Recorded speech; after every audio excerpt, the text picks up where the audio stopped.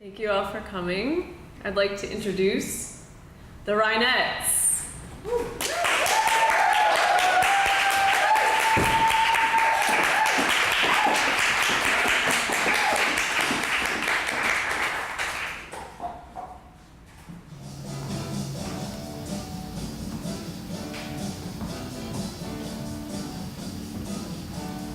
I've been crying, boo-hoo, 'cause I'm lonely for you. Smiles have all turned to tears. Tears won't wash away the fears that you'll never ever return.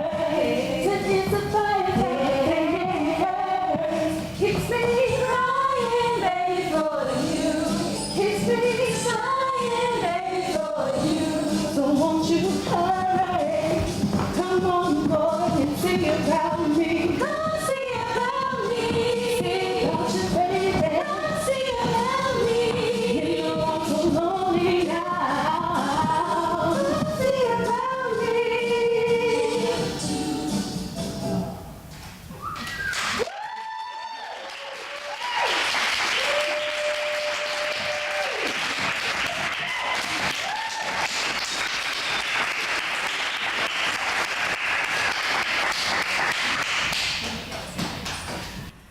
Thank you to our performers, Anya, Jalen Jenkins, Alexis Strouder, Yakira Beard. Their bios are in your programs. You're going to hear a lot more about them tonight in tonight's programs.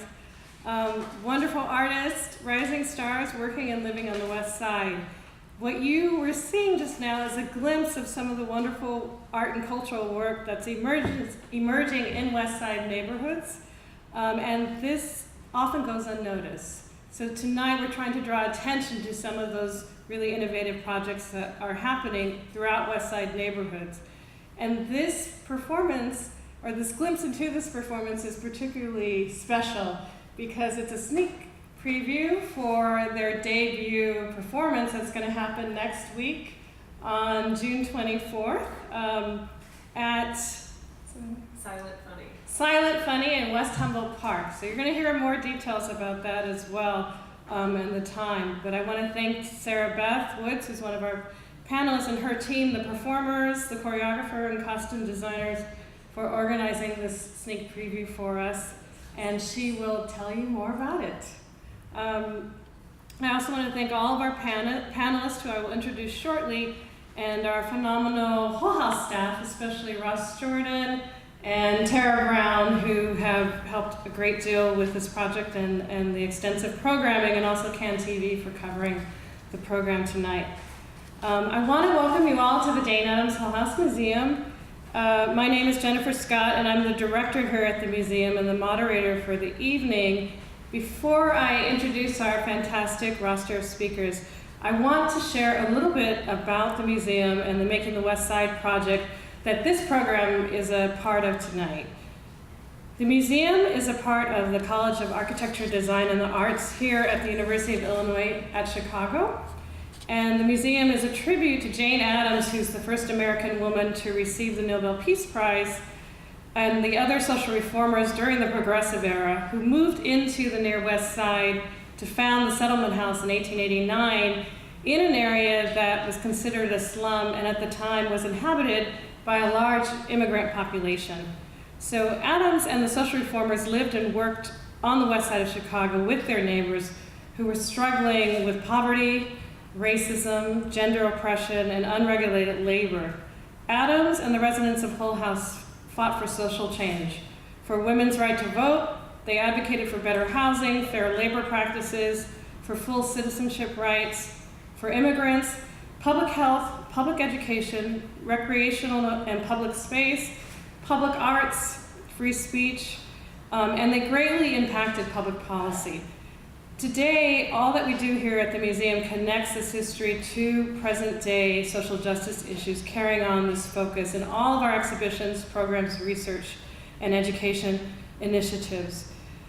We are gathering today in one of two of the remaining historic buildings of what was originally a 13-building settlement Next door is our main building, which is the museum, so we invite you all to come back and see our exhibitions. We have history exhibitions as well as rotating contemporary art exhibitions. Currently, we have an exhibition called States of Incarceration that is exploring the carceral state and mass incarceration. It's a partnership with DePaul University, the Inside Out program, and the Humanities Action Lab in New York at the New School. So we invite you to come back and see all that we do there.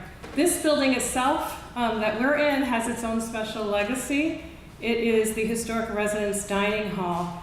And almost 130 years ago, it was used for pretty much the same purpose that we use now. It was a place for people to gather and debate social issues of the day, usually around food, and we usually have meals here. Notable people such as Ida B. Wells Burnett, Eleanor Roosevelt, W. Du Bois, Gertrude Stein, all gathered here to discuss critical issues of the day and to plot innovative solutions to create a more just and peaceful world. So we're in the right place tonight. What is Making the West Side project about? In connection to the Hull-House history, some questions that we are asking with the Making the West Side project are, how can we become better neighbors to one another? And how can we become better change agents and work together to create the neighborhoods that we want to see, live in, and sustain together? When I first came to Chicago, which is just a little over 2 years ago now, I was stunned and disturbed by the invisibility of the West Side and the stigmas associated with the West Side. Also, the very, very dominant North Side, South Side narrative that doesn't leave a lot of room for visibility or discussions about the distinctiveness of the West Side. Since then, we've been trying at the museum to understand and learn more about these gaps and distortion and our own location in this history. While the museum is known for its robust public programming and social change focus, it was physically and philosophically separated from the West Side. As you could probably see, we're not really in a neighborhood anymore. When it became part of the University of Illinois Chicago in the 1960s. In response, the museum has been using neighborhood history to help West Side community partners contextualize and address contemporary issues. As a result, in 2016, Jane Addams Hull-House Museum was one of 21 recipients nationally of a National Endowment for the Humanities Award that allowed us to create Making the West Side, community conversations on neighborhood change. Building on the tradition of the Hull-House Settlement's work for the common good, this initiative allows the museum for the first time to deeply investigate our historic role in neighborhood change and situate both the historical and contemporary West Side of Chicago in a national dialogue on race, gentrification, and the American city. The project includes the development of new digital and educational initiatives, a public forum which we had all day last spring, a week-long Teachers Institute where we worked with educators from around the city, and community conversations across the West Side. And this year we've been continuing those monthly, and tonight is one of those. Making the West Side uses two critical decades of change as touchstones into pressing questions facing Chicago's West Side neighborhoods. In the beginning years of the Hull-House settlement, in 1889 to 1899, the social reformers conducted an unprecedented sociological neighborhood study where they collected survey data and used it to affect social change. The resulting Hull-House Maps and Papers project offered an important set of published essays and maps focused on understanding the makeup of the neighborhood. This study was intentionally done by the social reformers of Hull-House to impact social change, to create social change from understanding or deeper understandings of what's happening in our neighborhoods. The other touchstone era that we ground the project in are the last years of Hull-House. The final years of Hull-House in 1954 to about 1963 saw the destruction of the Hull-House settlement to make way for the University of Illinois at Chicago, as well as the demolition of many public housing projects. In addition, local West Side communities were displaced as a part of urban renewal, and local and federal discriminatory housing policies created ethnic and racial disparity. Both eras of change have profoundly influenced the major issues facing the West Side today. And yet, there are few forums to connect these histories to our contemporary moment. Historically, the west side of Chicago is a space of disparate neighborhoods, largely segregated by economic and racial difference. The Hull-House neighborhood, which is very different from today, I'm sure you know, in the 1890s included immigrants from across Europe, the Middle East, and Asia, with the largest populations from Southern and Eastern Europe, Italian, Jewish, Polish, Russian, Chinese, Turkish, Bohemian, and many other nationalities of people who lived within several blocks of the settlement in 1891. In the 1910s and 20s, the Hull-House neighborhood began to receive Mexican immigrants following the Mexican Revolution and African American migrants from the US South. Today's West Side is also home to a diverse range of racial and ethnic groups with markedly different historical and social formations. Today's West Side is also starkly segregated, representing sizable wealth, housing, employment, education, and racial disparities. In addition, gentrification threatens to continue to creep west and displace communities and cherish memories.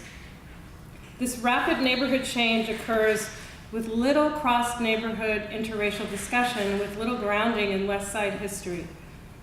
So this project, Making the West Side, allows us to bring together people across neighborhoods, excuse me, on the West Side, including scholars, activists, artists, and others, to discuss the historic and current issues facing the area.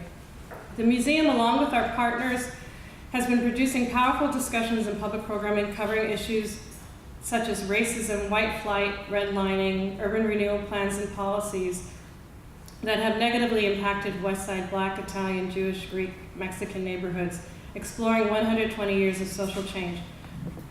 Our discussions have included why people continue to remain and fight for these communities today, often against forces of regentrification in the highly segregated city of Chicago. So tonight, oops, that was our interlude. That was a good transition. So tonight, we are going to be highlighting the work of emergent artists, curators, and art initiatives in the West Side of Chicago, in West Side Chicago neighborhoods, including Pilsen, Little Village, North and South Lawndale, and Austin, and really try to think about how place or locatedness informs arts and activism on the West Side. We are going to explore connections between art and social change on the West Side, and the intention is to draw attention to some of the inequities and how arts is trying to address some of these in neighborhoods and make histories and people of the West Side more visible. So, with that, I want to call up our panel. I'm just going to read everybody's bios at once, and then we'll go into the discussion. So, our first panelist and cherished colleague and friend, Tracy D. Hall, is the director of the Joyce Foundation's Culture Program, which supports arts organizations in Chicago and the Great Lakes region that commission and exhibit work by artists of color, employ people of color at all levels, and regularly offer programs with richly diverse expressions of 21st century creativity. Tracy is also the founding curator of Rootwork Gallery, which she will talk about tonight, a new experimental art space which features artistic expression around healing, reconciliation, and the investigation of folk, street, and indigenous cultures. Before her Joyce Foundation appointment, Tracy was most recently Deputy Commissioner of the Department of Cultural Affairs and Special Events, also known as DCASE, for the city of Chicago, where she oversaw the Arts and Creative Industries Division, which included the visual arts, performing arts, music industry, and farmers market programs, as well as the Chicago Film Office, Chicago Artists Month, and Lake Ethics Summit and Expo. Deeply invested in the intersection of arts access, literacy, youth, and economic development, Tracy led the organization and founding of the New York City Early Learning Network, developed the Seattle-based Scribes program, which has become a long-running youth creative writing project, conceived and curated the NIH-funded Festival of Caribbean Literature with the Connecticut Center for the Book, served as author and principal investigator on 3 milestone Institute of Museum and Library Science grants, and in Chicago has worked on several initiatives positioning art at the intersection of workforce development and public safety. She's also a poet, fiction writer, and playwright, very busy, obviously. Also a Cave Canem Fellow and the recipient of various awards and residencies for her writing, creative, and community work. Please join me in welcoming Tracy Hall.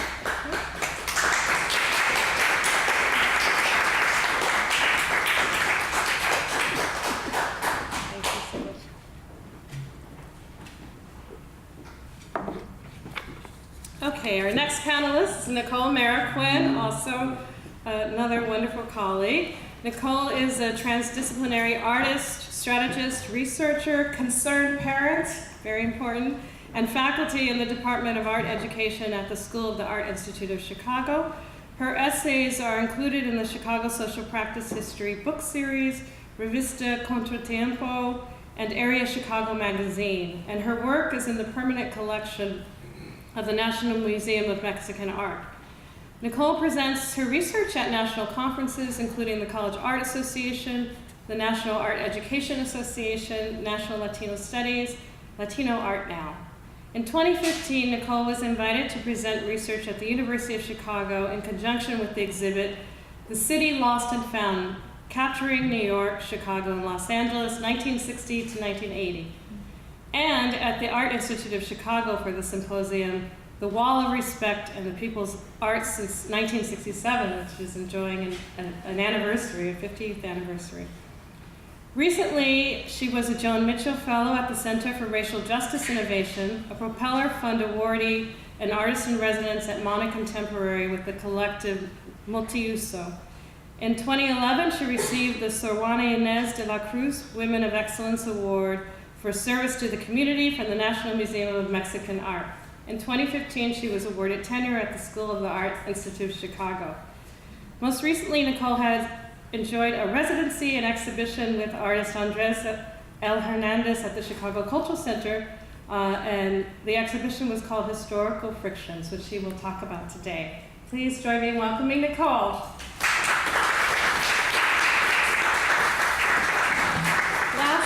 Last but not least, you sort of met.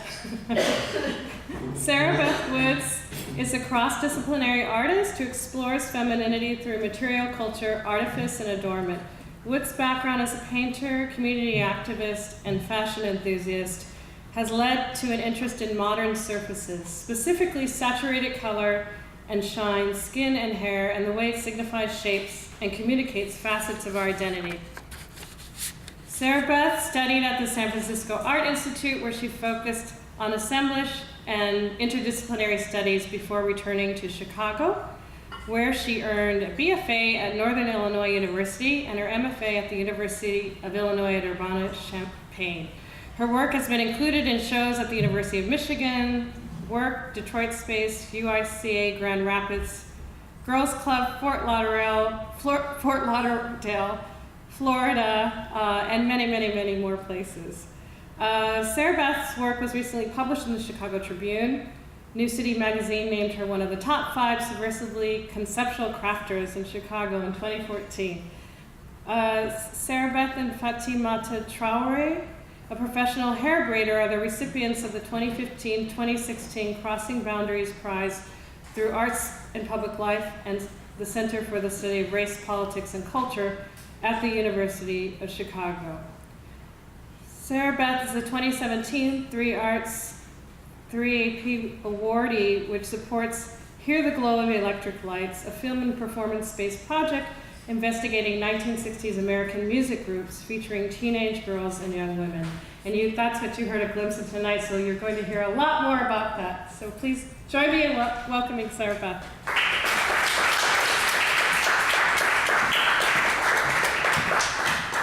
So we're going to start off with Tracy. Each of the panelists have prepared just a little introduction about their work and the connection of their current projects to the West Side. And so I'm just going to hand it over to you. Get you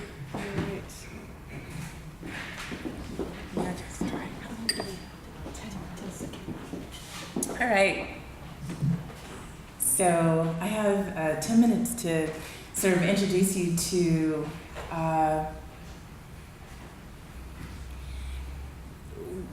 Rootwork Gallery, and to talk about, I think, its positionality on the West Side, and why that is significant, why that has been significant in its evolution. But before I launch into that and tear through just some images that I hope will sort of underscore what I'm saying, but then also stand in the place of words that may fail me.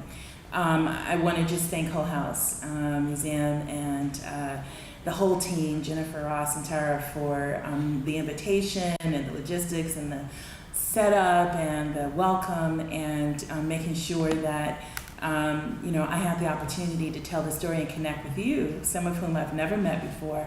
And I'm hoping that in the spirit of Jane Addams, that something here, not just in what I'm saying, but that is what is said collectively, and the questions will sort of light a spark that kind of leads to a level of, reminds us again, just puts us in touch with our own humanity, and then also to maybe inspires us to dig deeper and do work that we feel really called to do. So it is really that goal that inspired Rootwork Gallery. And I started with this song. I tend to be one of those people, my family's from Louisiana on both sides, so that means a lot of times that I'm sort of always having this conversation, one foot in sort of the kind of like grounded world, the material world, and then also another foot really always listening to information from the other side. And the reason why I say that is because when I was very young, people would say all the time that you walk with so many people, and I would think, well, what does that mean? And as I got older and people really began to say it, and I really began to understand what they mean or meant when they said it, I really became more comfortable. And so one of the things that I think has defined even my professional work over the last, I would say, 10 years has been this desire to deeply integrate sort of the spiritual and the ancestral information into my everyday practice. And you wouldn't think that that's radical, but we live in a world where, in some cases, it's different, definitely. But when I was getting ready to come back to Chicago to take the job that brought me back to Chicago, I'd come to Chicago about almost 15 years ago, and I was here and very happy, and then I decided to disrupt that a little bit and to go back to the East Coast where I'd come from, even though I'm from South Central Los Angeles. But when I was getting ready to come here, I had a dream, and in that dream there were a lot of people singing, and I can't remember exactly the tone of the sort of notes of the song, but the words were, "When you enter, leave the gate open." When you enter, leave the gate open. So very quickly, I'm going to talk about the origin story of Rootwork Gallery, something that I think of as a Black curatorial practice in collaboration with the ancestors. So Rootwork doesn't have a website, it doesn't have a sign hanging off the wall, it doesn't have a lot of things, it's very underground. And it's kind of underground in terms of you kind of have to either know about it to even know to begin to look for it, and that's really by design. I grew up in and around South Central Los Angeles. My grandparents had come to LA from Grand Cane, Louisiana in the late 40s, really for many of the same reasons why we have a lot of people of colors, particularly Black folks, who came to Chicago looking for jobs and also looking to flee really oppressive racial politics. And growing up on the south side of Los Angeles, to me, is very much, there's an energy that has always made me feel at home on the west side. So I always say that in Los Angeles, the west side of LA, where you have a little bit more affluent Black folks, all working class, a little bit more affluent, pockets of really big affluence, reminds me a lot of the south side of Chicago. Whereas the South Central LA reminds me a lot of the west side of Chicago. And I've had friends tell me when I first came here, I would be on the west side. I lived in Humboldt Park, Ukrainian village, Humboldt Park. I live right at that border. But folks would be like, I would be so deep on the west side all the time. They'd be like, are you from here? Because, only, folks who are from Chicago know about this particular place. This is my grandmother. And my grandmother is the reason why I opened Rootwork. So my grandmother was a very quiet woman. She was an aspiring hat designer, I think, at some point in her younger life. By the time she'd had children and settled in Los Angeles, she was really bent on, just staying alive and keeping her children alive and really learning how to do the kinds of things that were necessary to survival, both in rural Louisiana, but also in urban Los Angeles, particularly in Watts, which was unincorporated. And much of that involved medicinal practice. So Rootwork is named for my grandmother because, I remember thinking that if you got really sick, that everybody went to their grandmother's house, that she would slice sweet potatoes and put them between their fingers and tie their fingers together, and that she would tie a paper bag around their neck, and they would have a very deep sleep, and when they woke up, they were healed. So I imagine that just happened all around, and I remember having a lot of serious things happen, and our family just didn't go to the hospital. My grandmother was really quietly a noted healer, but I imagine that everybody had those types of domestic practices in which healing was a part of it. It was only when I got older and realized that, people were going to the hospital all the time or went to the hospital for different things, I realized, well, maybe my family is slightly different. But my grandmother also, when I was about 16, she tried to teach me how to work root. So, and again, I'm not talking about something that's esoteric or feels kind of like, there's all kinds of different words for it, but she literally took me out into the yard and she talked about different types of things that would help women if their pregnancies were going on, that would help you if there were certain types of things that were happening. And I remember at some point I just stopped listening because I wanted to be cool, and to be 16 or 17, I didn't necessarily want to be a root worker like my grandmother.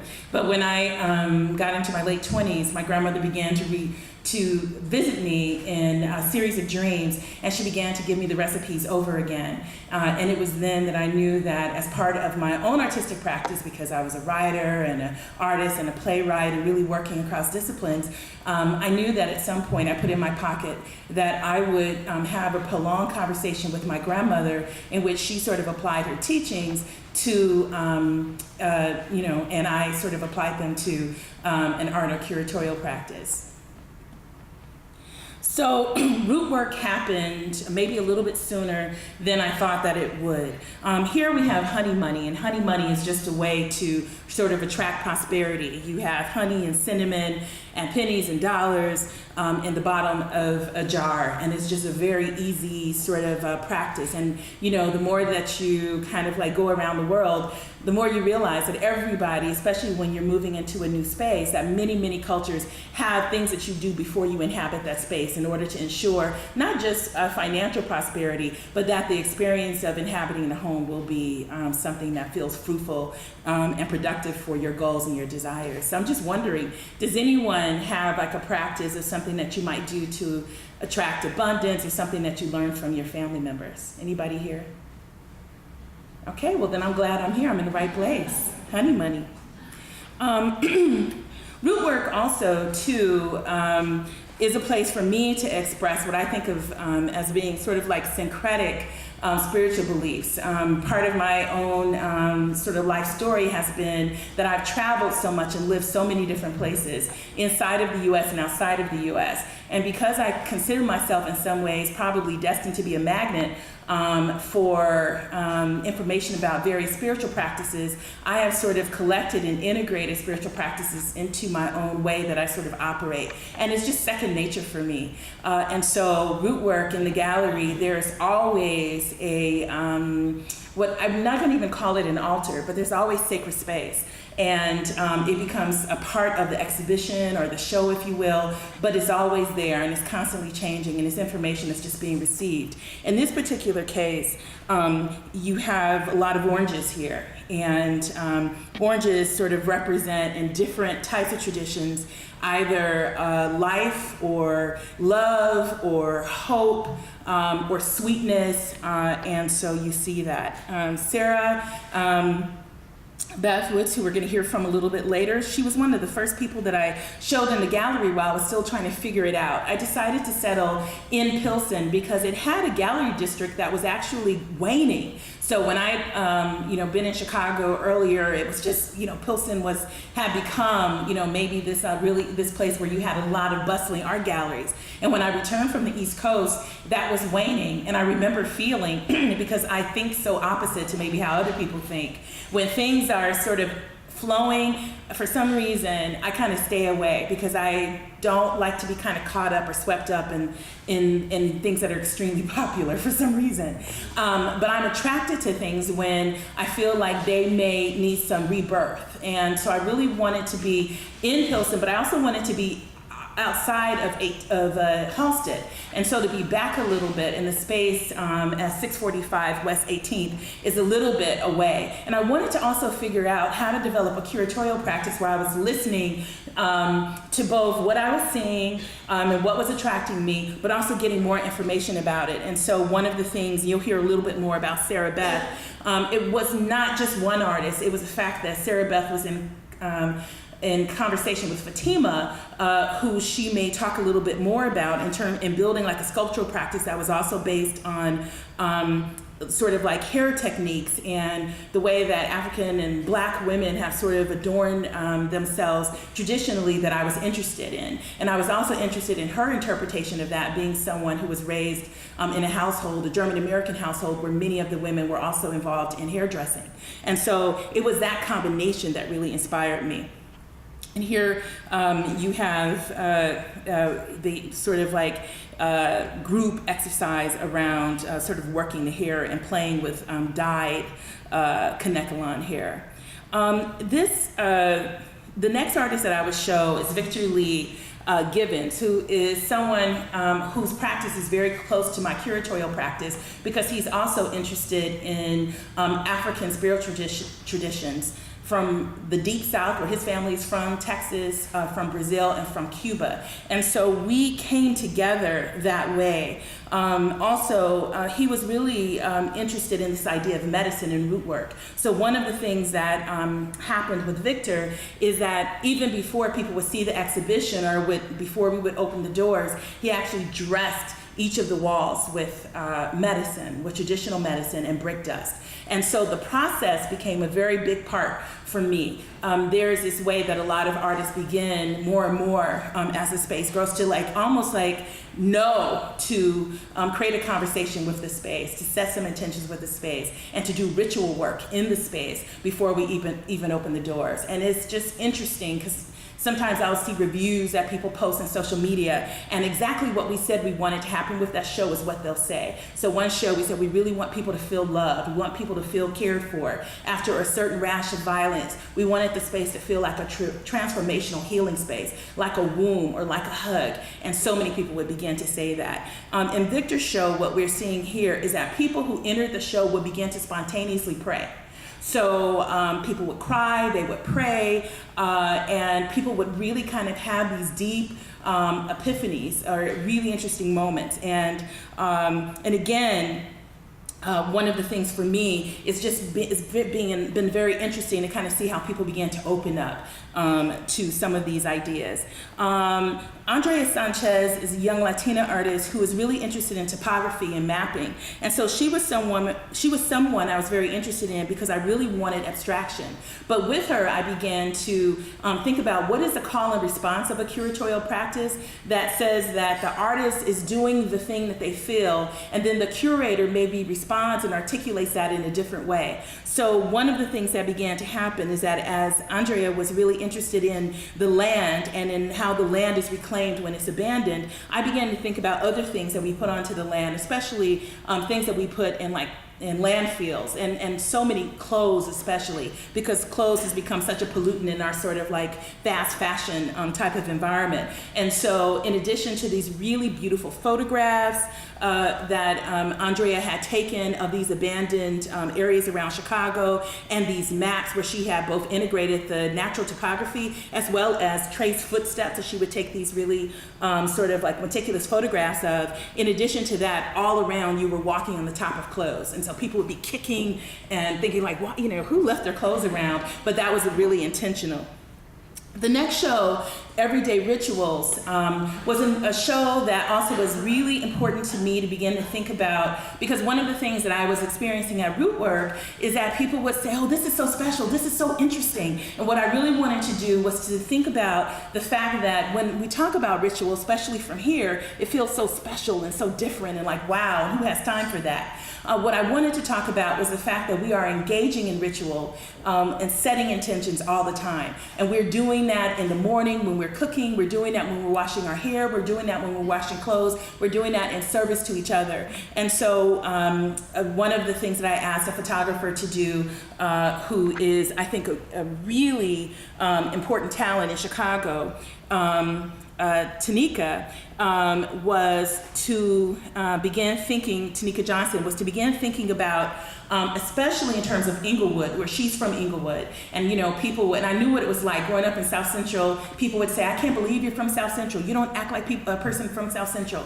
And I was hearing that a lot about certain places in Chicago. So what I asked her to do was to take an entire day and to take photographs of people that she thought were engaging in ritual, and to present that in a gallery context. And we called that, and she was matched with the painter Adrian Power, and we called that exhibition Everyday Rituals. Here you'll see a little bit more of my curatorial technique, call and response. I was so moved by the photographs. I wanted one of the walls to be painted a very specific type of red, and we crushed and pasted carnations, dry carnations, into the wall. And so people would come and say, that's some very interesting wallpaper. And then they would walk closer and be like, are those flowers? And because that is such a painstaking and time-intensive process, it was our collective way and my way as a curator to say, you are loved and you deserve this to everyone who entered into the room. And then also too, hair shows up again in Tanika's work, because hair is such an important ritual. And I went to the beauty supply and bought all of the products that you need if your hair is going to be fly, including Dax Grease and Ultra Sheen, which is being discontinued, I guess. So I bought all the Ultra Sheens, and they were like, wow. Here again is a little bit more. We had oranges. Here's a woman at a lounge, the Family Lounge in Inglewood. And then again, here are ways that people would be really sort of like acting out this intention of love, just very spontaneously. I was inspired to set my own piece in 15 years called Making My Mother's Bed. One of the most profound loves that I've ever had in my life was my mother. She had me very late in life, and I think she really, maybe because of that, she was very open with her love to me, and she died early for me. She died when I was really in my early 20s, and the ritual of bed making, which was something that was very important to her, was something that I wanted to carry out. She died on July 13th, and so for 7 hours and 13 minutes, I made the bed repeatedly, I should say, for over several hundred times, and invited just a few people to assist in this grief ritual. And so that was one way that I've been inspired by the space to return to my own practice. And here's some images from that. Right now, if you were to pass Rootwork, you would see Bob Faust's Ways and Means, which is, Bob Faust is a spatial artist, and passing the gallery, he would always say to me, those windows, those windows. And like I typically do in how I engage artists, I will say, what do you have for me?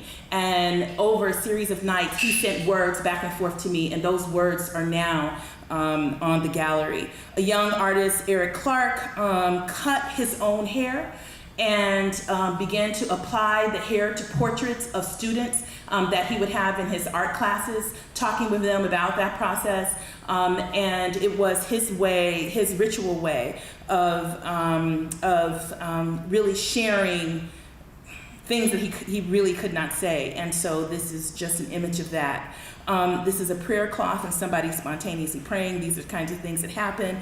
These last few photographs, I'm really also interested. This show is called Intercessions, and so I engage artists who are making work for the health and well-being of others. And that was really important for me, especially on the West Side, and all the ideas that people have it. And here you see, I was talking to some folks, I turned around, and these folks had just entered into this particular installation. So at Rootwork, you can't tell people too much, like you can't touch it, because they just automatically will. And what they're looking at is an exhibition by a very young artist being shown for the first time in a gallery context, Maya Amina, in a piece called The Black Girl in Her Search for God, which deals with both mathematics and a lot of other things. Alana Parekh, in Remember, A Journey into the Self, a very physical and amazing artist who really relived some ideas from her childhood as only 20 of us watched. And it was really one of the most extraordinary things I've ever seen in not only Rootwork's context, but in period. The current show, if you were to come, is full of okra and pennies. It is called Diaspora, which is looking at what is the relationship that Chicago and Haiti have.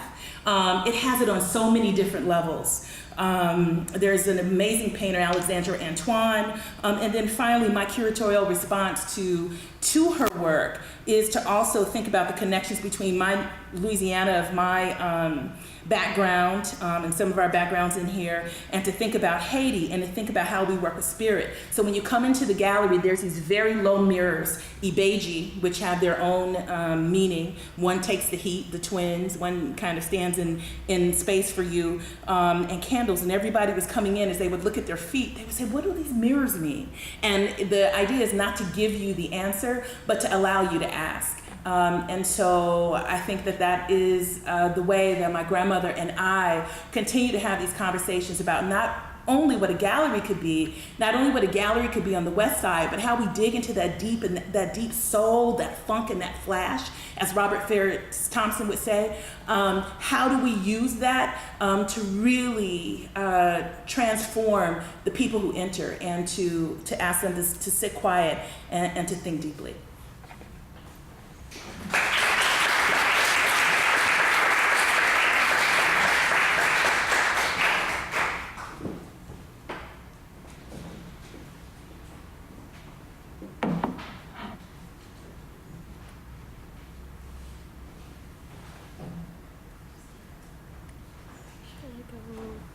There we go. Thank you, everybody, for coming, and thanks for setting this up. This is incredible. I'm so excited to, I'm hearing about everything going on with y'all, too. This is like the greatest way to find out what's happening. I'm just going to jump in really fast. My name is Nicole Marroquin, and I'm going to talk about a project I worked on called Historical Frictions. First I wanted to say, before I say things about specific projects, that my work is completely collaborative. The picture on the right is with Andres Hernandez, and he came up with the term historical frictions, and that was the name of a show we put on together at the Cultural Center, and he so I'm going to share some of the work I did with him. I'm going to share some of the work I did on public history with students at Benito Juarez and with teachers there too. And then I'm going to talk a little bit about the work I've been doing most recently, recovering the history of women as cultural workers on the Lower West Side. But it all started when I found some photos on eBay. Insomnia, late night eBaying, did it to me. So I found this photo from 1968 of what appears to be a fight in the lunchroom at school, which happens to be my children's elementary school now. It's at 23rd and California. It was Harrison High School, and now it's Double Chicali and Salcedo. So I've been recently using historic photos for a series of silkscreen prints I could not, and I actually can't now understand why this history isn't super well known. Unlike like the student walkouts of the Southwest, like in Los Angeles or Crystal City, because these images I found were really dramatic. And then it turns out the student organizers at Harrison had led citywide walkouts of 35 to 45,000 people, and they did it more than once. And this school was nearly half Mexican and Mexican American too. Mexican American people were categorized as white until 1972, and like my birth certificate says I was born in 1970. Says I was that I'm white, and because this was actually enabling school districts like Chicago to claim not to be segregated to avoid disrupting all white schools. And at Harrison, Mexican American people actually had a 80% dropout rate. There were 0 Spanish speakers on the staff, minus 1 clerk who was actually interviewed a lot for this dissertation I've been leaning on. But I think this really important history of Black and Latinx organizing, radical solidarity work, youth-led organizing hasn't been written about very much, with the exception of this amazing paper I read by Dion Dans, who's here at University of Illinois. So the segregated histories of Black and Latinx student uprisings and agitation have been written, but they haven't been written together, right? But Rudy Lozano was actually a student at Harrison at the time, and so he probably learned coalition building at Harrison, or maybe he learned it at the Afro Arts Theater in between Earth, Wind, and Fire sets. We don't know, but we know that they went there for meetings, and so he was probably there. So it's screaming to be written about by a writer. Froebel was the 9th grade branch of Harrison, and it was at 21st and Damon in Pilsen, and it served primarily Latinx students. But it was slated for demolition on and off since the 40s. And I found this photo on eBay also. And so this is like around the time I became like fully obsessed. It was about 2014. So newspapers were really helpful in helping me fill in the gaps. But we don't have any archived Spanish language newspapers. And there were 4 that were reporting heavily on the Froebel uprising. So this photo on the left of the police officer with the smashed face, it circulated nationally. And the event was reported on Channel 2 here. And I've heard about the dramatic footage of furniture flying out the windows when the building was shown in profile and cinder blocks flying out. But there's, other sides to the story as well. So Big, who's the smaller man in the picture, showed me the scars on his head from where the police officers hit him with batons. So the police severely beat students and protesters from the community, claiming that the principal was being held against his will, which wasn't true. And this officer that was hit with a cinder block in the face while attempting to get to the roof where students had, gathered all these bricks because they were waiting for a siege, like for weeks. They had been lighting fires on separate floors of the building for weeks. Several witnesses have told me now that they waited for 2 hours in an air-conditioned car for the press to arrive in order to get this photo. So it's not, wasn't as dramatic as they had said. So,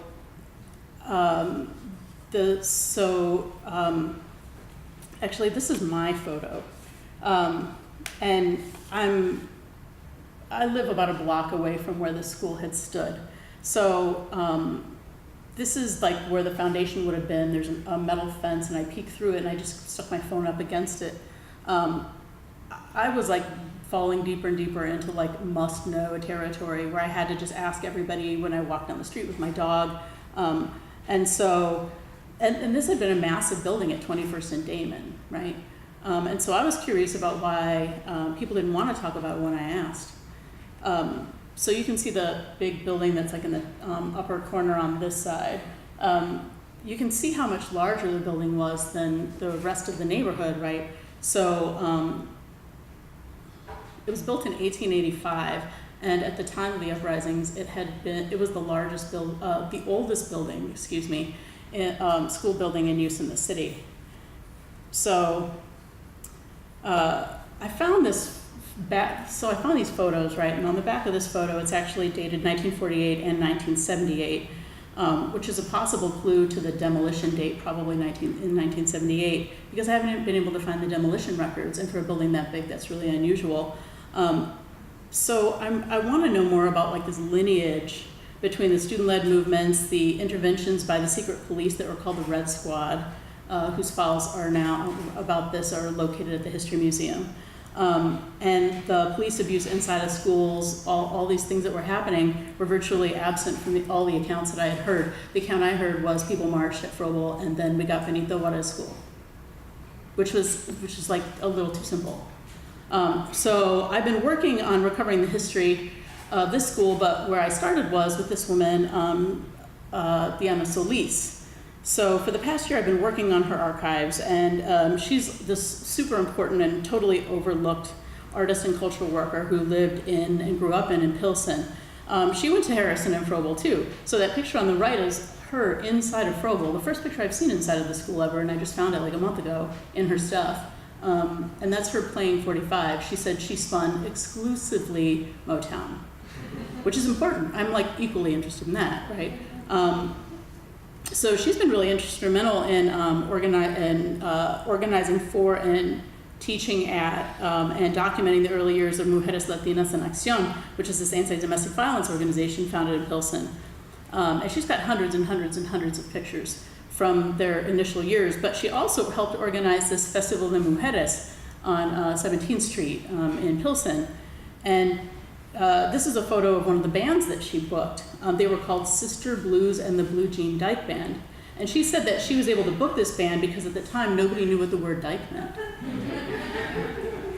So I've been working on identifying women who participated in the community mural movement, cultural production on all different kinds of, in all different sort of ways. You know, I'm really on alert looking for ways that people participated that we might not recognize, right? Because they're virtually absent from all accounts of community art and culture making.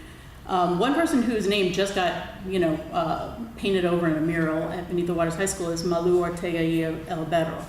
And there's stills from some videos, but her name doesn't appear anywhere now. And so we think we may have found her on Facebook in Mexico, but people really don't care about Facebook, in some places. And I haven't been able to get a response from her, but it's exciting. We're getting closer. She was a really fantastic and exciting person that we're finding out about. And then last but not least is Sandra Mendez, who's one of 8 children of the legendary activist Lola Navarro, who was actually, has been credited by Rudy Lozano and for starting him out in activism. And Chuy Garcia also credits her with the beginning of his career in politics. So she's, Ms. Mendez is like a powerhouse. And her talking about her mother, I'll wait until she approves of what I was going to say. But there's some incredible stories about this woman who was not afraid of anything. And they started in South Chicago and then lived at Oakley and 21st for years. And now she lives in Little Village. So I just started going on meeting with her. But the way I found her was kind of interesting. I've been playing this documentary called Mi Raza, Portrait of a Family, which you can see online anytime. It's great. It's 30 minutes. But a friend of mine was watching it with me, Amanda Cortez. She actually works in the alderman's office for Munoz, and she was like, that girl in the movie, it was like 10-year-old looking girl. She goes, I swear I know her. That's because she looks exactly the same now. She's like a woman that comes into the office, and sure enough, she called her. She was like, yeah, that's me. She had never seen the movie. She had to stay home and babysit, I think, that day. So we got to, get her together and talk about this. So we just started recording and interviewing her. And it's really incredible.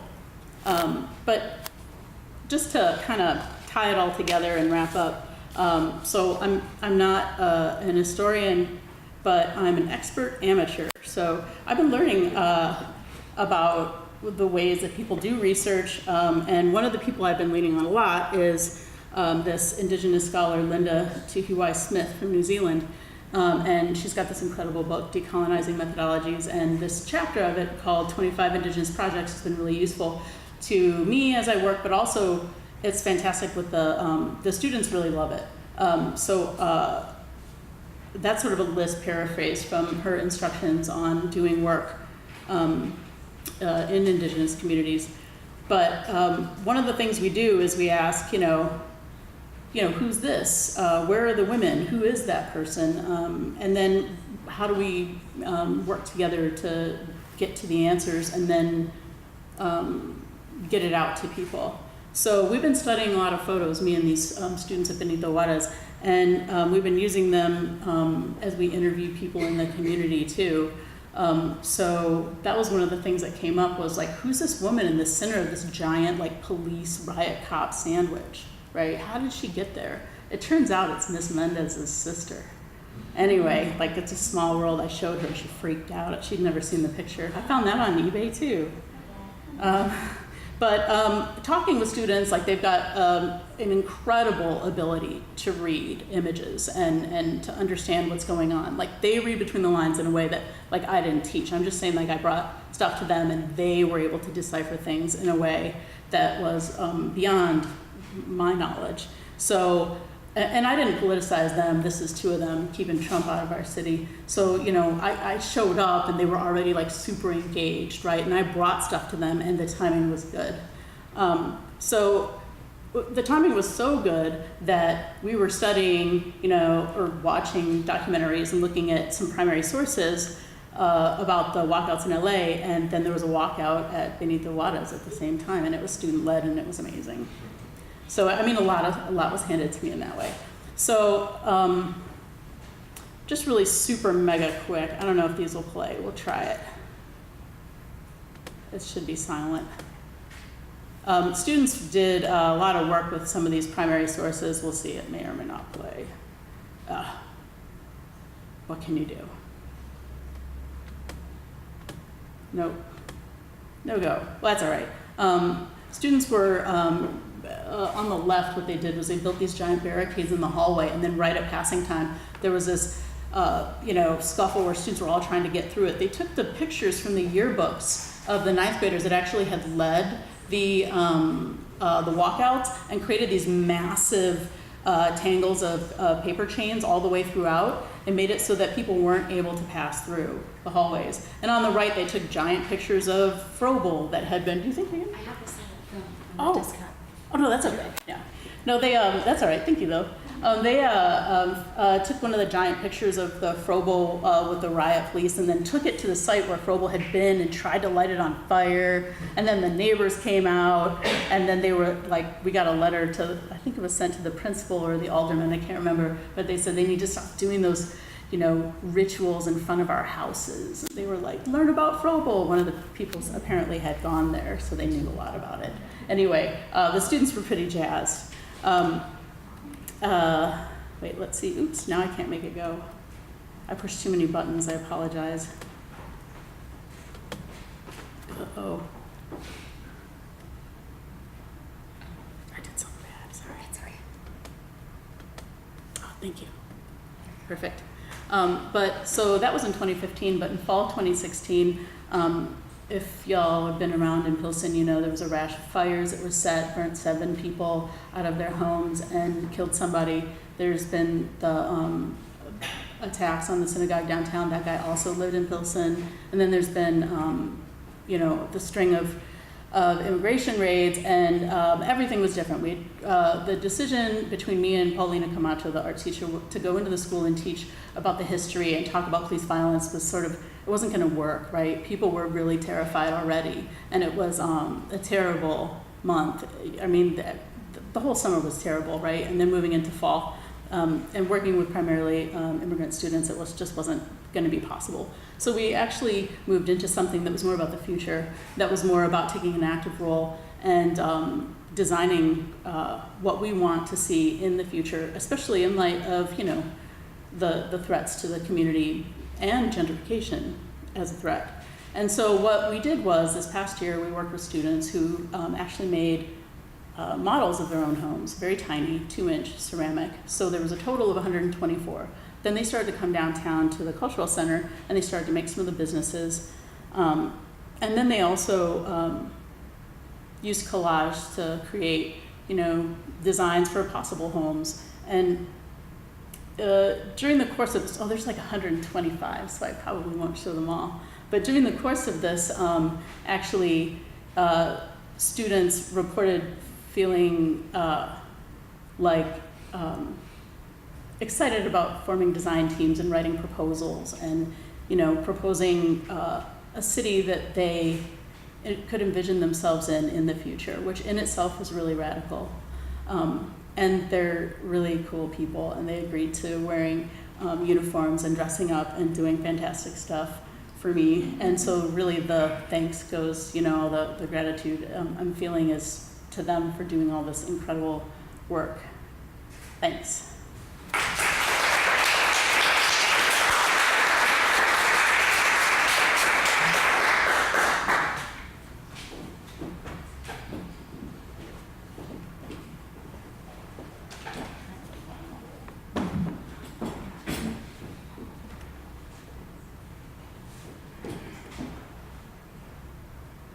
Thank you so much for coming out tonight.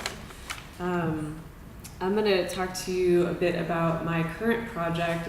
It's sort of interesting to be talking about a project that's not finished yet, but it's also exciting because you all get to come along on the journey with me a little bit. And I want to thank again Yakira, Alexis, and Anya so much.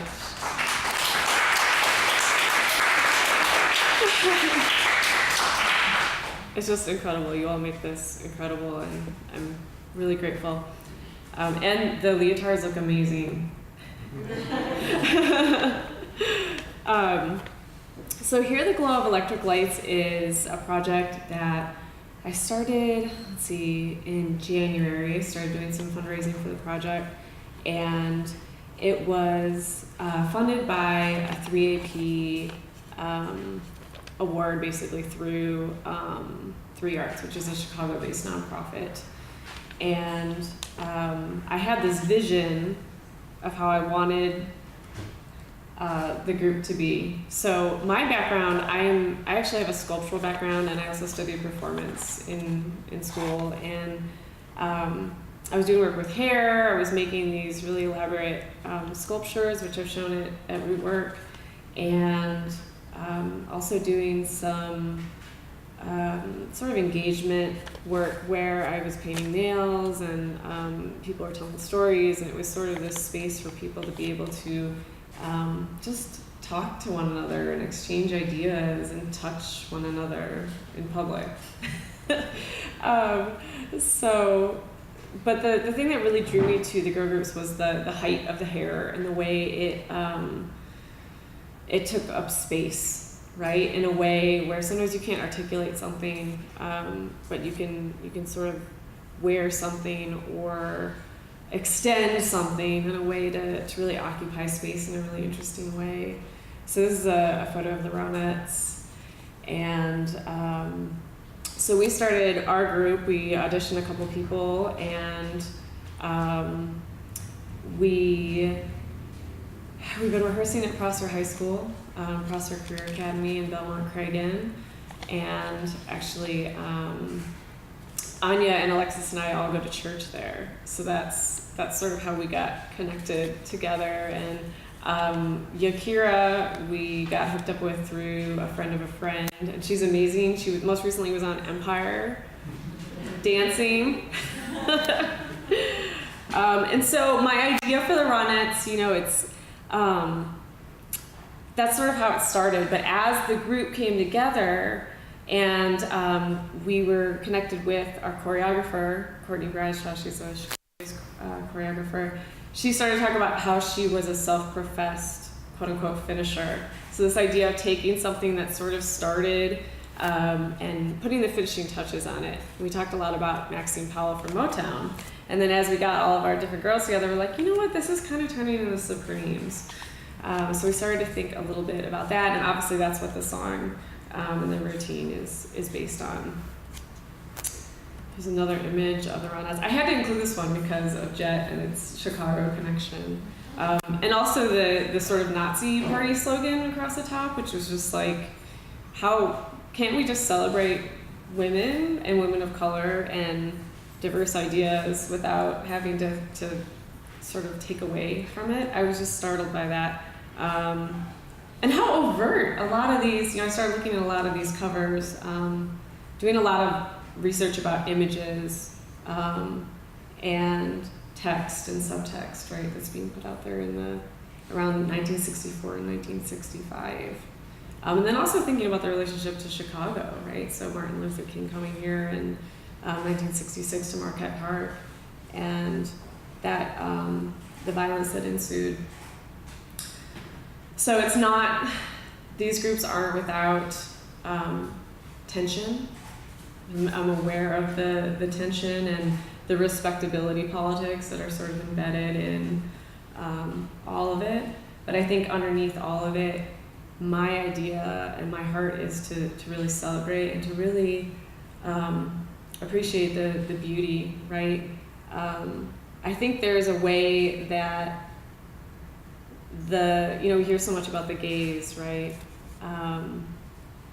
I think there's a way to not necessarily depoliticize it, but to think about beauty for beauty's sake. I think it's okay, and I think it's good. So this is an interesting, I found this amazing book, which is called She's So Fine, Reflections on Whiteness, Femininity, Adolescence, and Class in 1960s Music, which is edited by Lori Strass, S-T-R-A-S. And the cover is actually this image. So this is Dusty Springfield on the right and Martha and the Vandellas. And this is they were invited by Dusty to be on her show, hence you can see the big letters. And they flew out to the UK. And apparently there's some kind of a Motown event, and it was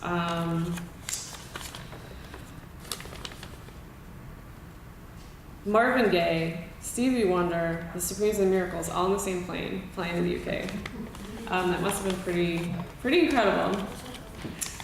But I was interested in the relationship between Dusty and Martha and the Vandellas. So Dusty covered a lot of the songs, and she was in the UK making this sort of like deep, soulful music that was really inspired by and linked to Motown and Black culture, but she was also so separated from it, right? But from all the research that I've been doing, she was actually they had a really interesting relationship, and they really worked well together. They had a very loving relationship. So I found that really interesting. And also during this time, you didn't see a lot of images that were sort of, for lack of a better word, integrated.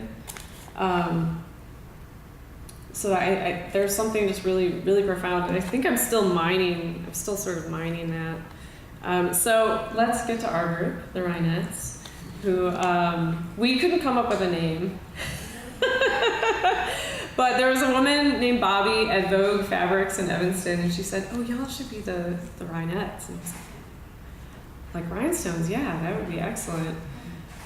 So here we are at Prosser. We sort of move around in Prosser depending on where we can find space. And Courtney Bradshaw, by the way, is standing back by the doors, working with the Gales. So I don't know, I really love this photo. I should also mention that so our skirts are still being sewn, things are still coming together, and the end product of this, the sort of materiality or the material thing that's going to come from this is a 16 millimeter film that's going to be shot at Prosser on the stage. But please come out on the 24th, and we will give you more information about that shortly. This photo I absolutely love. Like it's blurry, but in a really sort of interesting, angelic way. So this is Alexis. Oh, and the leotards they're vintage. They're from 1960.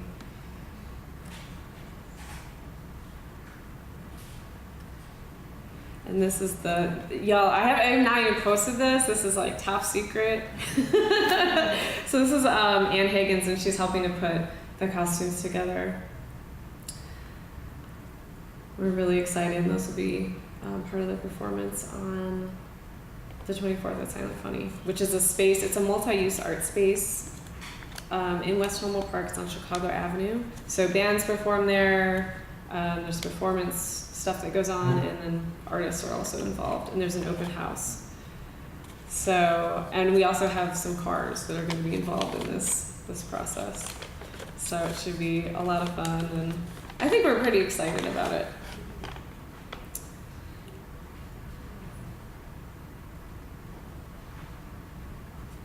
So that's kind of where we're at. Thank you so much for coming.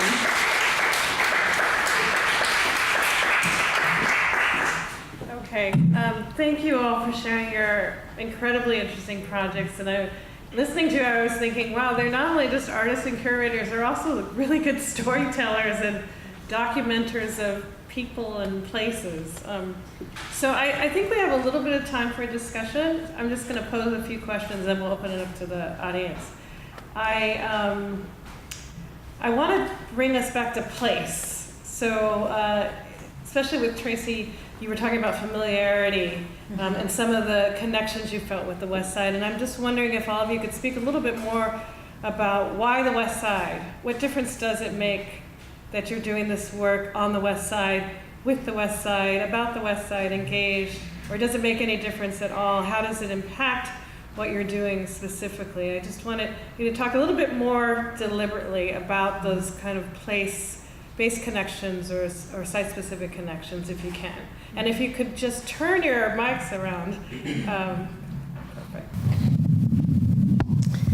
Well, one of the things that I'm thinking a little bit about where the gallery is. So the gallery's at really sort of East Pilsen, and you go a couple streets east and you're in Chinatown, and you go a couple of streets west and you're deeper into Pilsen. But there's also to the highway, and so what I have really enjoyed about, and what draws me, I think, because I think I have lived longer my time in Chicago on the West Side than probably any other part of Chicago.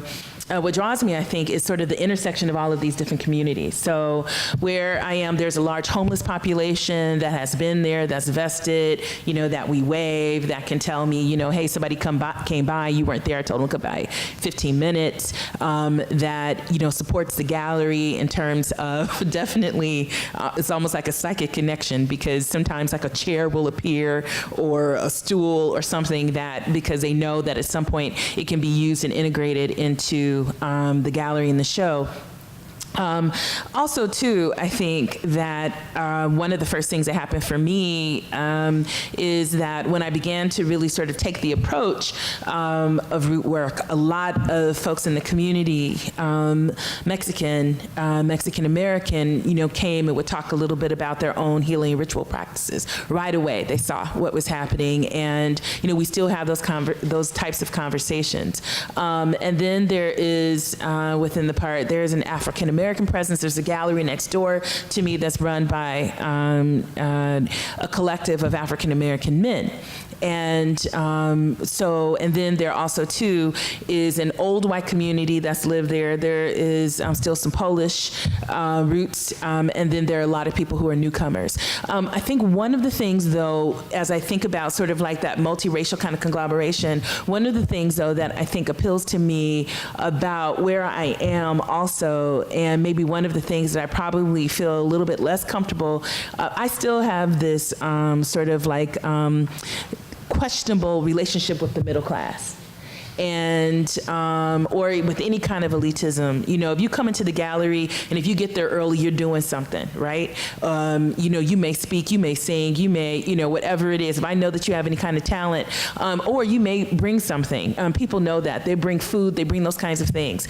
I think that there is something, when I talk about familial, that is really what's important to me. And I think that the West Side, even though we know Chicago is heavily segregated, I think that there are some pockets on the West Side of deep adjacency and where communities are still crisscrossing. And that reminds me a lot of where I grew up in Los Angeles, because I tell people all the time that the LA that I grew up in, especially Watts, you know, when you look at the riots, you would think it's just black and white. But the reality is that there obviously was a very old Chicano community. There was a black migrant community, but there was also a white bohemian and also like a homeless community too, that all lived together, and then all points in between, a sort of Jewish middle class with stores and all these kinds of things. So I kind of grew up in this neighborhood where there are a lot of different types of stories, and I'm not going to even, you know, Cuba was happening then too. So I guess the thing that kind of like connects me to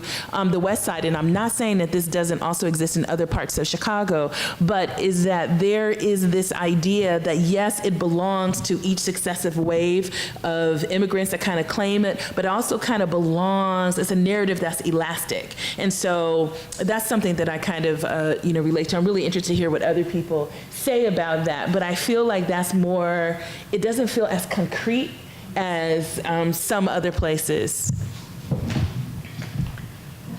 God, I think about this in a couple different ways because I've been involved in the schools because my kids go there. That I mean, it's a community that you're in, and like you fight for it, and you love it, and it's, you know, your beloved community that you build. And so I feel really obligated on one hand, and then, like I said probably 100 times, I'm like completely obsessed with this exciting story. It's like elusive and way more thrilling than some of the stories I've heard of, these like remote, long ago, distant, you know, student-led movements. This one hasn't been told really, aside from about one paragraph that repeats in a couple of different sources. But I mean, the time and the place, you know, 23rd and 23rd place in California, you know, that's like a block away from Cook County Jail, right? They took their eyes off, you know, the law enforcement that was like working really hard to keep this specific thing from happening, right? That they then came back and quashed with the Red Squad. But they worked really hard to keep this kind of a thing from happening, right? From student organizers, you know, third generation organizers to be organizing in middle school, then when they get to high school from all these different places, bam, of course, this like intense thing happens. I don't want to call it magic, but I mean, the stars were aligned when a certain group of people were together, you know, and it couldn't have really happened in another place, right? I think between like the different communities coming together, the times, right, like the big uprisings where the Latinx students marched out in solidarity after writing manifestos in parallel, in solidarity, not one, but they knew that they had different needs. Like, that's some sophisticated organizing. That's the stuff that we need to have now. Mm-hmm. But, you know, we have to figure out what was happening then to be able to put it to work. I was really interested in the fact that the students at Benito Juarez kind of had the sort of safer version of what had happened. They knew a little bit about it, but they didn't know everything about it. And like in these times, you know, it's tough times right now. The more that you have available to you that you can use to make sense of what's happening now, the better, right? And in this case, students were, I mean, everybody has been feeling a lot of despair and helplessness and anger. And in the past, when people have felt despair and helplessness and anger, these are some of the things they did, you know. And so students have like really seized on it and, you know, taken it and like to a place I couldn't have done late at night on eBay. But you know, it's the convergence of this past and the present and this future imagining, I think, that, you know, is also in this sort of an intersection in the city at the same time, mm-hmm. which we've already talked a little between us maybe about how the west side in that area of town is like contentious, you know, but yeah. I hope I answered the question. Sure. So I think for me, working on the West Side is important because as a person who has been living there for a few years now, spent most of my formative years on the southwest side of Chicago in Ashburn. I think that I wanted to see more work out there about things that I wasn't seeing, right? So academia, we know how the structures of privilege and how they function, and I wasn't seeing very many cross-cultural conversations. I certainly wasn't seeing joyful Black women. There was a sort of realness missing from, I would say, my art education. And so as an outsider, trying to perpetually figure out how I fit in, especially when there's only two conversations people ever want to have with me. It's, are you an appropriator, and why are you doing this?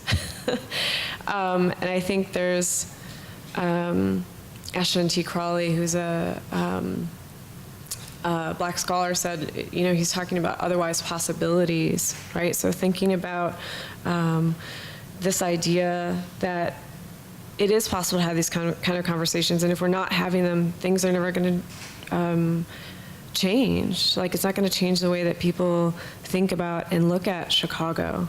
We're not the headlines. Yes, there's those painful things, but there's also this celebration here, and those things are really important to me. And trying to figure out the ways to sort of insert my narrative into these spaces, right? And I'm still figuring that out, still sort of wading through that. Mm-hmm. So the West Side is just an important place, and there's so much creativity there, and I just want to offer that up to the world. Mm-hmm. There's a lot of labor too that I just quickly wanted to say, because as Nicole is talking and giving us so much history, and as Sarah's talking about, how do you sort of in some ways dismantle the kind of privilege that you can sometimes sort of feel yourself a part of, or propagate sometimes, because it is kind of othering, or it kind of looks at experiences in such a sort of objective way that it feels othering. One of the things that I sort of relate to, and I related to this morning, is that I really am a worker. I approach everything that I do like I have to do a good job, and that it has to be generative, that it really has to support people. And what I love and what I relate to very much in the various neighborhoods that I've lived in around the West Side is that you enter in that way with folks, so that in the gallery right away a neighbor came and said, hey, I'm the one who washes these windows, and I wash them at this particular time, and this is how much I'm paid. Okay. And the Paletas man comes, and he knows that I love tamarindo, so when he sees me, we know what's about to happen. And then Evelina's Tamales at 814 West 18th Street. She just won Mole de Mayo, right? So she looked at me very suspect when she saw that I was coming from, and she asked me, what did you think about everybody else's mole? And I knew what to say. You're the one. I knew you were going to win. Somebody had to shove something in my mouth, because no one makes mole like you do. And she was pleased. And then when it was my birthday, she said, you didn't have your birthday here. And she knew, because she'd asked me when we first met. So there is this sort of way of being, and that also too of just that if you're going to claim space, you have to give something. It's reciprocal. And I think that is because of the successive waves of people who have had to make the community. And I think that community making is still a process. Community keeping is one of the really important questions of the day. But I do think that I got this sense when I came to 645 West 18th Street, that I had to make the folks in the community understand what I was up to, that they had to feel good about it, that they had to be proud of it, and that the door needed to be open. And I think that it kind of grounds the sort of like dialectic or the dialogical aspect of the gallery, which is about this continuous conversation with my grandmother and others. It makes it a community conversation, and I think that has everything to do with where it is. I wonder if we can talk a little bit more about that. I think positioning is a really important question when you're talking about neighborhood history and neighborhood change. So thinking about how you acknowledge your connections to the West Side. I mean, I'm an outsider from West Coast. From Tracy and I are from the same area originally, same hometown, and as the staff knows, and other colleagues, I'm obsessed with the West Side. Probably thinking, Tracy, what you said, probably for the same reasons why I've become, attracted to the West Side. But there, that's a very outsider position. So I'm just wondering how you think about outsiderness and insiderness in the context of gentrification and self-determination, and creating platforms or creating space or listening or figuring out your role in that you're like you said, Tracy, you're entering in, you're being invited in. How you balance that, or what you think about in your work, and how it informs your work. I was going to say what you said about putting in the work. I think that's what has really been what has allowed me to stay and say where I am living is my community. I was sort of held at an arm's length for several years. But I came here to Chicago from Michigan. I'm originally from Texas, and I grew up in Ann Arbor, Michigan.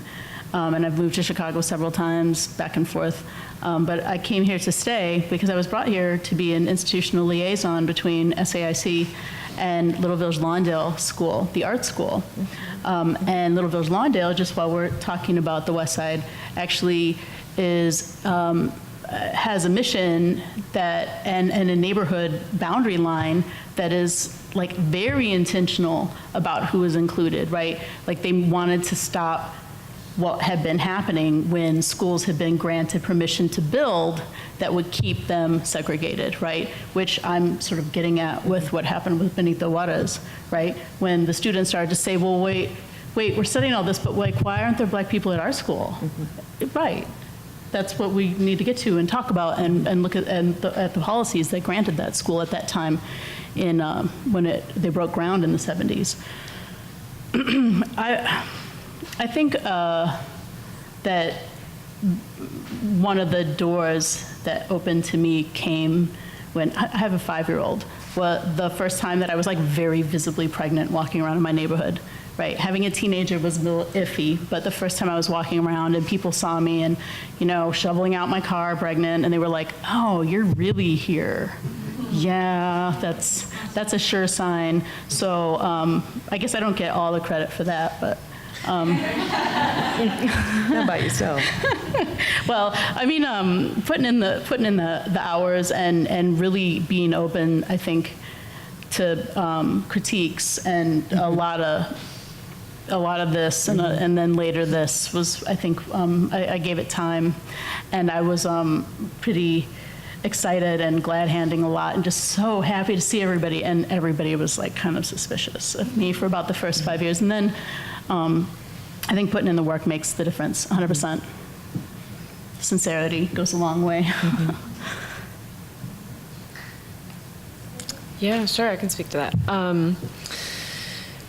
It's funny because when I tell other people about my project who maybe don't know me super well, they think, well, how can you be going in there and doing it, and you're just plucking out these people? And I'm like, no, these are actually girls I go to church with. Like, we all know each other's families.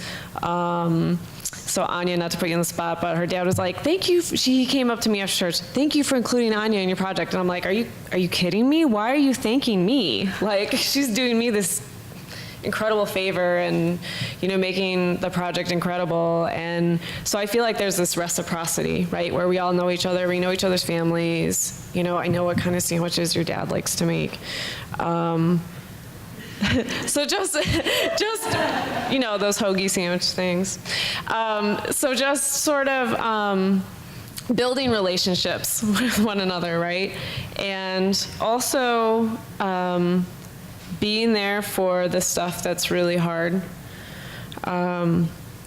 So you know, even though this is, you know, we're talking about the West Side, and I don't want to necessarily go right to violence, but you know, being at funerals for people who've been murdered, and just trying to support people and make change. So recently, my husband and I, we were living in West Humboldt, and we moved to the Oak Park side of Austin, the Austin neighborhood. And so that disparity, that border, you know, we're all talking about borders. It's so clear, right? And I feel like I'm, even just living on the other side, I'm sort of complacent, right, in a way that I'm not satisfied with. And I'm not satisfied with the conversations that are being had about it. There's a book that recently came out about Austin Boulevard. And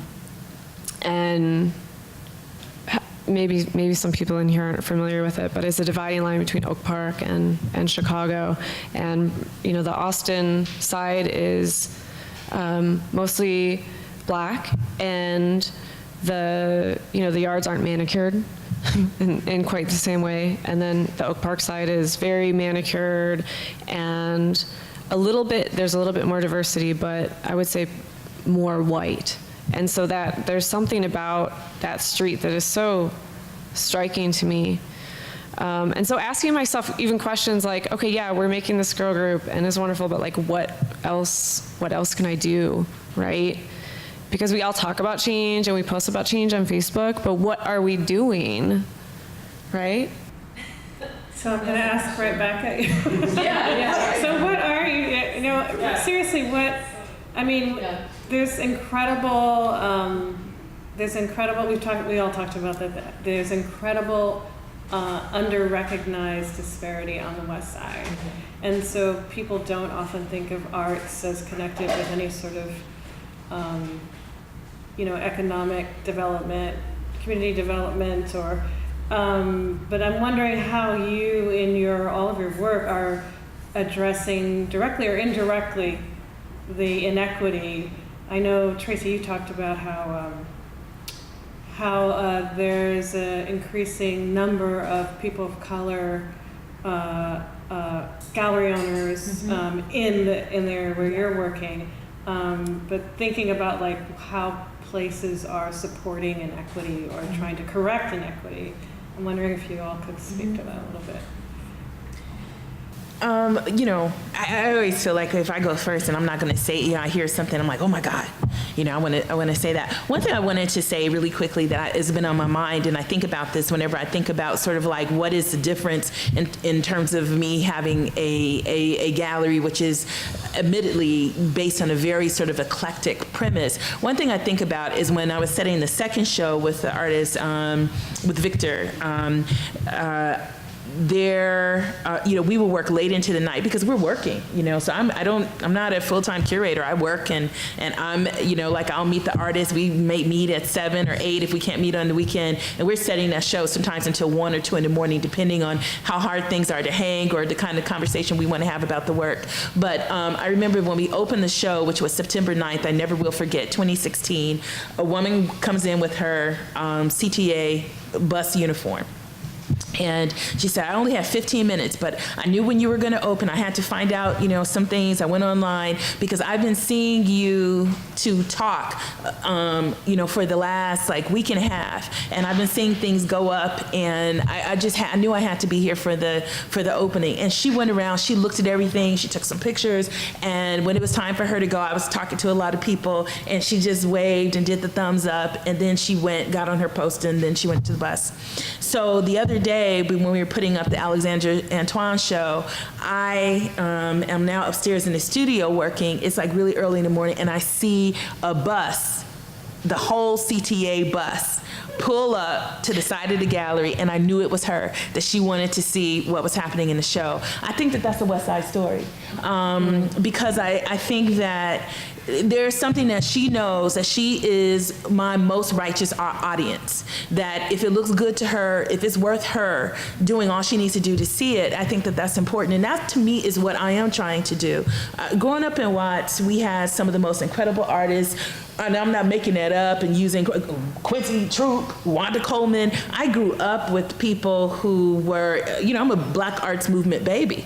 So I grew up with people who, and with definitely a lot of people who were culture workers. I use that term to kind of reclaim it.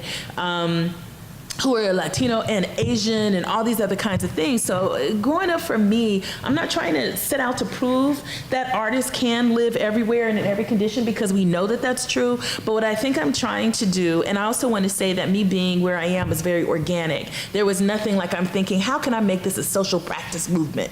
No, what I really said is, where should this gallery be? And there it appeared. But the thing that I can say about it is that all of these different realities that we're talking about, and all these intertwining realities, for me, just reinforce that genius lives everywhere, that artists live everywhere, that the folks who kind of have to qualify the art they make are very interesting and rarefied, but that most creative people make constantly. It is an iterative practice, and it is a communal practice, and it usually involves some type of dialogue. And at the end of the day, they usually don't hang it up or put it on a wall and say, this is art. They are just living and making. And so I think that, if anything, going back to my grandmother, who was not a trained artist, but who was someone who was constantly curating our home, including putting things that were happening in the news, if she thought that it was really important or very interesting, she would actually basically wheat paste it, like graffiti black, onto the walls, and you couldn't get them off. So I grew up reading the home. So when I come into the show, when I'm setting up a show, I always say to folks, we got to read the show. What should the show say from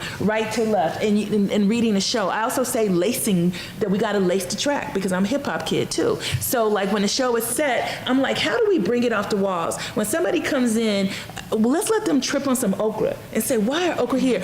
Okra is here because this is the land of okra. Okra transcends a lot of different types of nationalities and a lot of different type of racial experiences, and it creates this, we all kind of come together in okra, and is also very culturally specific in terms of where it comes from. So I guess in terms of what we're trying to do, the practice has to be about love, because I think at the base of making art, when you really have made, what you understand is that your ego, when it's good stuff, you don't even think about it. You just want more and more people. You want to open it up, and there's this level of generosity. What I'm trying to do with Rootwork is to make, on a particular corner, a beacon of love. And I also want to give some shout out too to some of the best greens that I've had and homemade biscuits that I've had. I don't want to get in trouble because I like to eat a lot of different places. So, but I also want to talk about food culture, which is also too very connecting. And I think that you have a lot of different kinds of cultures, food cuisines and cultures and food ways lined up on the West Side in a way that you can go from one cuisine to another cuisine to another cuisine. And I love that too. I have to say, when we were working on the very small buildings, we talked a lot about food, because the students were making this pizza place, and they were like, well, which one do you go to? Do you go to that Pizza Nova? Oh, I don't go to that one. And many conversations were about back of the yards, all these places that I hadn't heard of, versus, oh, you didn't know that they had another one that's over there on 47th. You have to check it out. But it's about those tiny conversations, and hearing about the details and seeing people's expressions as they, share stories.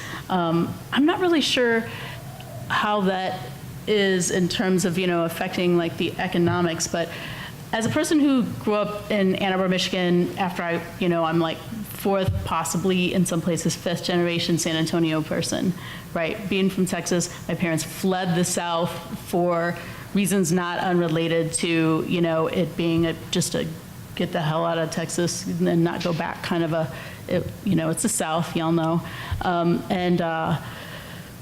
I didn't really grow up feeling like I belonged anywhere. And so where I am now, I've never felt like this before. I've never felt like I had a place or I had a really distinct role. And like sometimes I'm like a little too overjoyed about it, and people are like, being Midwestern and like just relax, low key about it. But I am finding that the low key part, I just want to like blow it up all the time because there's so many incredible, talented people that have been like not talked about. I ask people about it and they say, well, why are you asking so much? And I was like, speaking to the recorder, I'm going to transcribe it, and I think putting in the work is part of it, but also too, like just, being in art school for a really, really, really long time, since '88, one thing that you cultivate is like the ability to spot amazing stuff. Mm-hmm. Like what you're left with is taste, really good taste, or your particular taste, or whatever it is, stuff that you're just like absolutely passionate about that you can just become completely obsessed with. And that's what I'm applying to this, because it came to me. I mean, I wouldn't say it's something I chose. It does help me, make small talk at the laundromat. But I'm not sure. I think that when the students are really outraged that the story hasn't been taught to them, or these stories that they're helping put together through, piecing together all these newspapers, when they become outraged about it not being taught, and then they go tell everybody they know, it's going to pay, maybe not in cash, but over time, I think. Mm-hmm. I have one more question and then I'll open it up to the audience. One of the things that I noticed that's sort of a thread through all of your projects you discussed was women and gender and women from the past. So mothers, grandmothers, cultural workers, 1960s icons. And I'm just wondering if you could say a little bit more of why or how that is taking center stage. We heard a little bit from Tracy and how it helped you open the entire gallery, the connection, but why women, I guess? Yeah, I can speak to that. So for me, it's this thing, I think there's a lot of tension in those spaces, or at least now politically, like looking back at those spaces, right? We're like, oh, the respectability politics, or oh, the gender politics, or the spaces that they occupy, and I'm interested in that tension because I think a lot of times people sort of disregard those groups because they see them as frilly or artificial or like somehow not important. Maybe because they think about them in relationship to larger bands. They're like, well, these people didn't play instruments. What did these people do? Well, they're using their voices, right? And I'm so interested in the voice as an instrument. It's connected to the body and all my work about the body. So even as, investigating something that might be, especially from a feminist standpoint, considered kind of taboo, and sort of mining the possibilities of those spaces. That's important to me. I teach teachers, so I'm very interested in women's labor, especially under-recognized women's labor, as a school teacher myself, and also as one of very few women of color, especially established on the tenure track at SAIC. I've been left out plenty, and now I like to go back and find the women who paved all these paths for me. One person I'm really looking out for, and I just want to put it out there, a woman named Sharon Matthews, who was the co-organizer of the citywide walkouts. I have not found her, but it was her and Victor Adams that engineered these citywide shutdowns. And, I would like to study her in books. They haven't been written, but yeah, I'm if I have to see another if I have to hear anybody else talking about the Chicago mural movement and leaving women, particularly Latinx women, out, I'm going to die.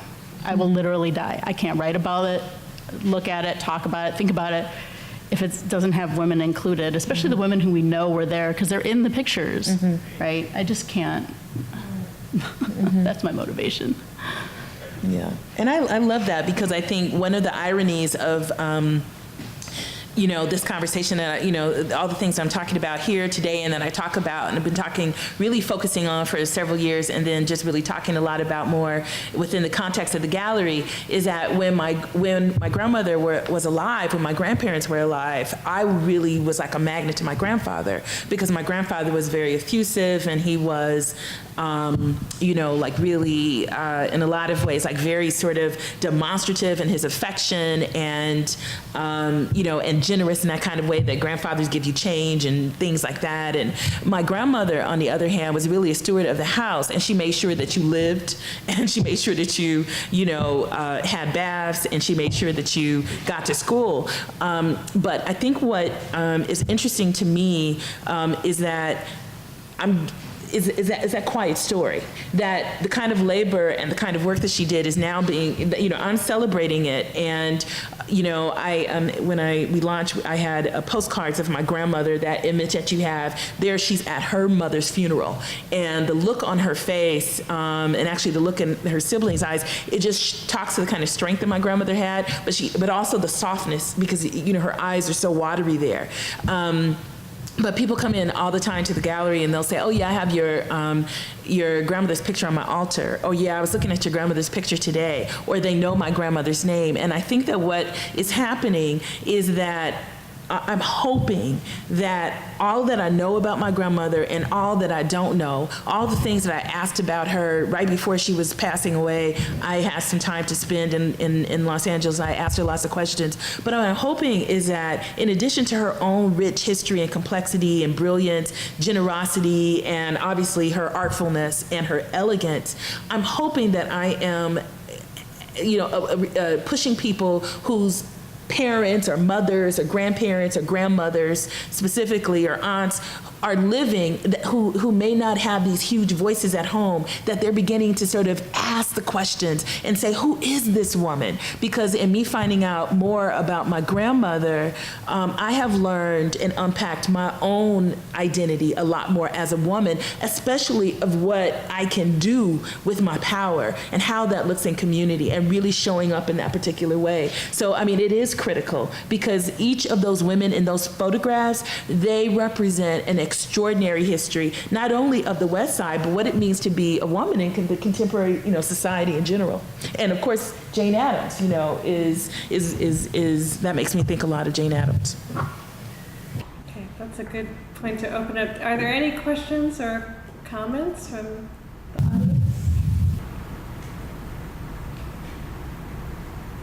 I'm really curious by the way that research works, and for all of you in your practice, a little bit like archives is in the title today, but it seems like the people are a big part, like these living resources, people, or maybe no longer living but still somehow available to us. Like you used the word, Casey, information coming to us in different ways. So I was just wondering if you could speak to how you might define some expanded version of the idea of research in your work. So good.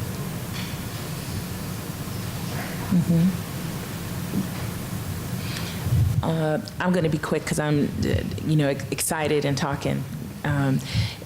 You know, research for me is important. It's critical for me in everything I do, but also in shows. So the show that we have now called Diaspora, which is looking at the connection, as I said, between Haiti and Chicago, which begins with Du Sable, but extends, you know, so much more.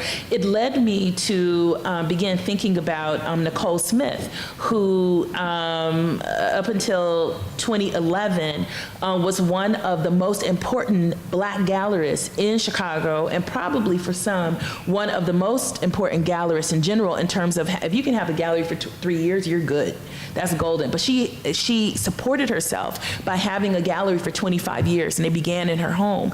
And she had started as a curator in Port-au-Prince, Haiti, and then came to Chicago, and she broke the careers or opened up the careers and gave the first shows and introduced folks to collectors for many African-American, because we have a very large African population, West African population here now, East African population, but also Caribbean artists. And so I knew in the back of my mind that Nicole had been here, and I remember going to the gallery maybe once or twice when I was younger a little bit, but that information downloaded once again, because now I had this show where the artist is Haitian, and so the Haitian American Museum of Chicago, which is on Racine, which means roots.